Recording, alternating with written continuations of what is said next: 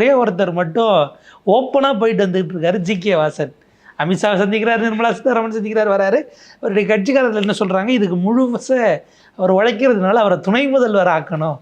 அவருடைய கட்சிக்காரர்கள் எல்லாம் சமூக வலைதளங்களில் கோரிக்கை வச்சுக்கிட்டு இருக்காங்க. எப்படி பார்க்க? ஜி.கே. வாசன் வந்து டூரிஸ்ட் கைடு மாதிரி டெல்லிக்கு போயிட்டு வந்தாலும் ஜி.கே. வாசன் போனால் பிரேக்கிங் போட மாட்டாங்க, பேட்டியும் எடுக்க மாட்டாங்க, ஏர்போர்ட்டில் எவனும் கண்டுக்கிறவும் மாட்டான். அவராக ஃபோட்டோ போட்டார்னா அதை பார்த்துட்டு கார் போடுவாங்க. ஆமாம், அது அவர் போட மாட்டார், டிரைவர் தான் இப்போ அட்மின்.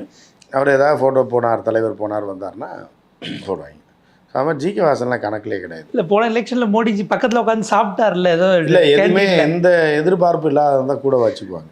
இப்போ போய் சீட்டு கேட்டார்னா மோடி துரத்தி விட்டுருவார், படியிலே ஏற்ற விட மாட்டாங்க. பட் இவர் அதெல்லாம் கேட்க மாட்டார், எல்லாத்தையும் அனுபவிச்சிட்டாரு.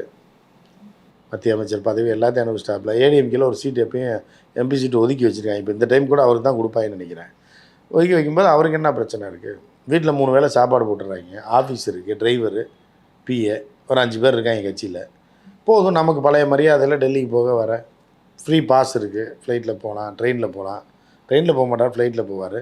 அதுக்கு ஏடிஎம்கேல டிக்கெட் போட்டு விட்ருவாங்க. அண்ணன் போகிறேன்றாரு, போட்டுப்பா டிக்கெட்டை விட்டு.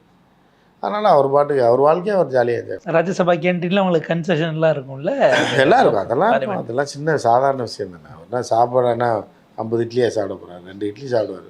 ஏன்னா புரோட்டா சூர்யா அவர் போய் அங்கே போய் மறுபடியும் கோட்டை அடிக்க முதல்ல இருந்து சாப்பிடணும்னு சொல்லுவேன். அவர் ஏதோ ஸ்நாக்ஸு ஜூஸ் சாப்பிட, அது அவர் சொந்த காசில் சாப்பிடுவார். பெரிய அவர் பாரம்பரிய பணக்காரன்ல அவர். அதிலெல்லாம் பிரச்சனை கிடையாது. அவருடைய மரியாதை, கௌரவம் அதிலெல்லாம் நம்ம எதுவும் சொல்லலை. அரசியலில் வந்து அவர் ஒரு பாவப்பட்ட ஜீவனா அப்படியே ஓட்டிகிட்டு